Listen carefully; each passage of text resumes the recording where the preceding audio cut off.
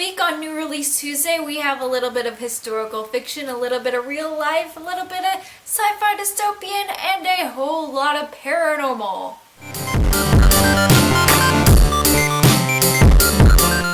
Starting off with our sci-fi slash dystopian, we have Hover by Melissa West, and this one is about a girl who basically she's going to a new planet, and the people that she's with finds out that there is neurotoxins in the sky, but not until it's too late, and they become slaves of these people who want to wage war against their home country. The Shade of the Moon by Susan Beth Pfeiffer, and basically this is the fourth one in the series, in which, well, I think the series starts off with the moon getting knocked out of orbit by a meteor.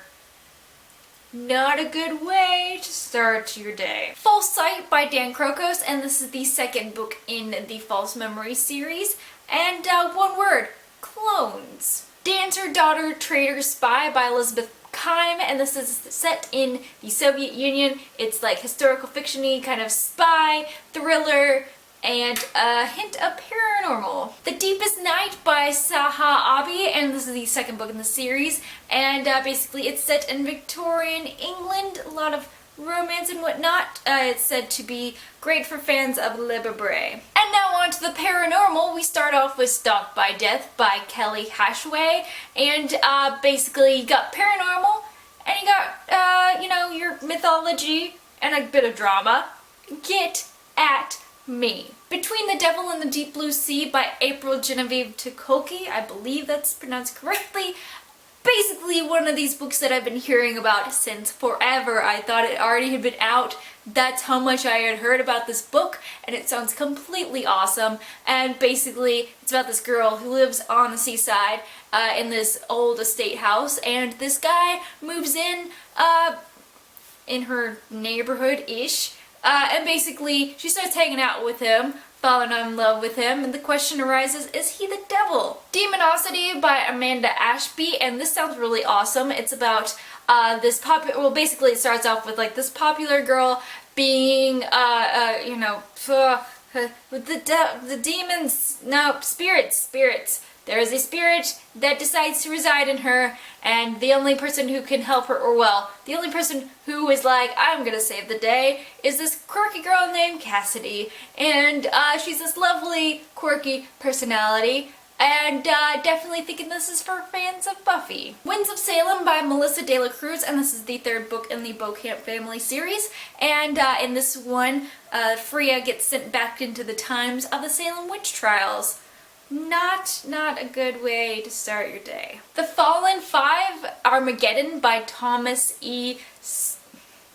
That last name.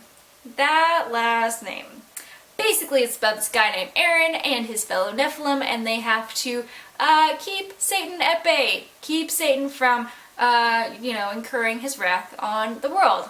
And now on to slightly more realistic fiction. We have Where Beauty Lies by Elle Fowler and Blair Fowler, and basically this is the second book in the series, in which the girls have somehow wound up in jail, and now they're, you know, saying, you know, any press is good press, you know, there's no such thing as bad press, and kind of using it to brand their fashion line and become a household name. Fire with Fire by Jenny Han and Siobhan Vivian, and oh my goodness, with the way that the last book ended, I can't wait to read this one. Basically it's the aftermath of these girls seeking their revenge on these people who had wronged them, and just things falling apart quite a bit. And so seeing the aftermath of that, I think that is a good thing to see.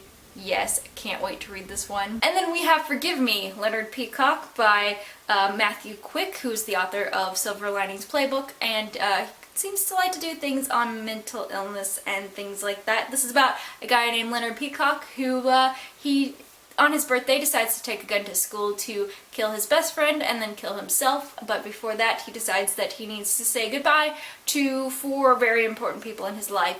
And so kind of in I didn't say if it was like a recording or if it was written letters, but thinking this is like, you know, 13 Reasons Why, tragedy paper kind of thing.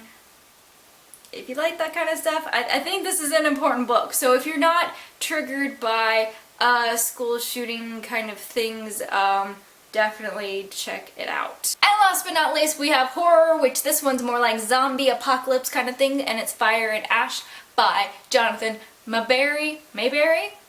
I've heard it pronounced either way.